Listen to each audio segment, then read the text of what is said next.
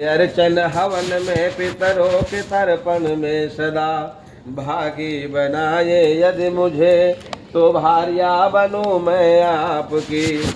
ममता कह रही है हिमांशु आपसे कि कभी भी आप किसी देवता का पूजा करें, कोई व्रत करें, कोई तर्पण करें तो आप हमें साथ में लेके करें, अकेले कोई काम नहीं करें, तब मैं आपकी पत्नी बनूंगी। दूसरे वचन में ममता कह रही है हिमांशु आपसे, व्रत तीर्थ यज्ञ दान हो, शुभ कर्म का अनुष्ठान हो, यदि साथ में मेरे करो तो भार्या बनूं मैं आपकी।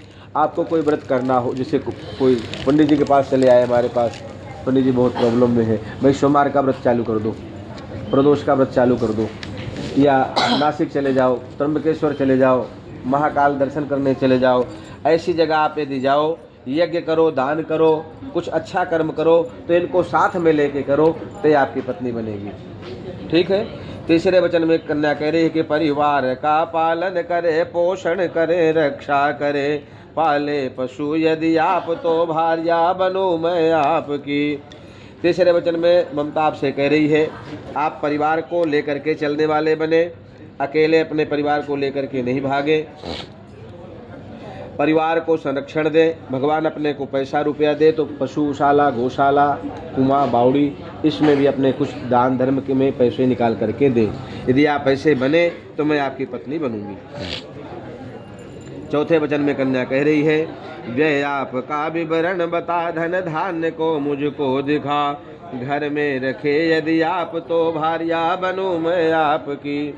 आप क्या कमाते हो, कितना कमाते हो, बैलेंस शीट ममता को मालूम होनी चाहिए। इसलिए इंक्वायरी के लिए नहीं, आप क्या कमाते हो, कितना कमाते हो, कैसे कमाते हो, इनको यदि मालूम नहीं होगा तो खर्चा अनलिमिटेड रहेगा, और पता होगा तो लिखी पढ़ी लड़की है तो खर्चा संभाल करके करेगी। इसके लिए बताने की जरूरत। मंदिर सरोवर बावली कुआं खुदाए यदि कभी, मेरी भी ले उसमें सलाह तो भार्या बनूं मैं आपकी। कोई सरोवर, कोई मंदिर, कोई धर्म कार्य हो, उसमें भी अपने धन अपव्यय करने के लिए आप तत्पर रहें। कमा करके खुद खाने के लिए तत्पर नहीं रहें, समाज के कल्याण में भी आप हाथ बटाएं, तब मैं आपकी पत्नी बनूं। छठे वचन में ममता आपसे कह रही है निज देश में परदेश में पुर गाँव में हर ठाव में, यदि आप कर विक्रय करें तो भार्या बनूं मैं आपकी।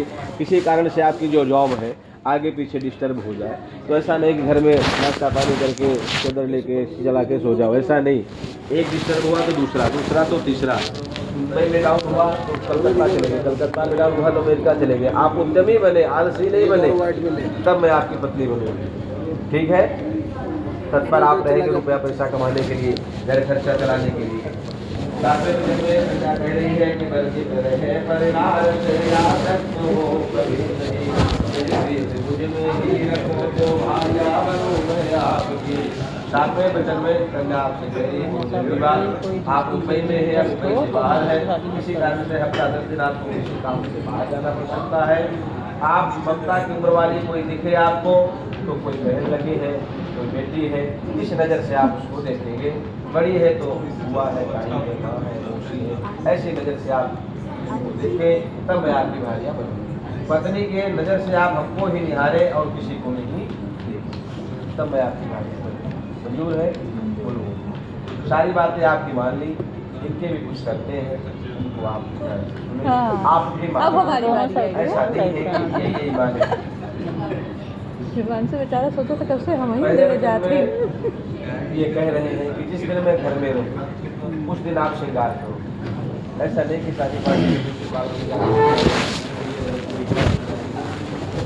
पालन जाकर के आता है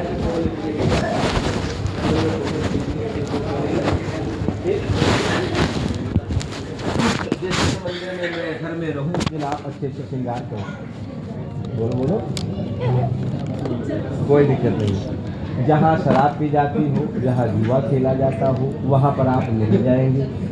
उद्यान में, गार्डन में भी आप जाएंगे तो इनके साथ में जाएंगे, अकेले नहीं जाएंगे। किसी कारण से तनु जी के यहाँ कोई फंक्शन हो, आपके यहाँ कोई फंक्शन हो, मम्मी के यहाँ या मौसी के यहाँ, और इन्होंने मना कर दिया कि नहीं जाना है तो नहीं जाना है, जिद करके इनके अगेंस्ट में कोई काम नहीं करना। जैसा इनका मन हो वैसा आप काम करो, तो ये आपको अपनी पत्नी बनाएंगे। ठीक है, आपने भी मान लिया इनकी बातें। अब सिंदूर दान।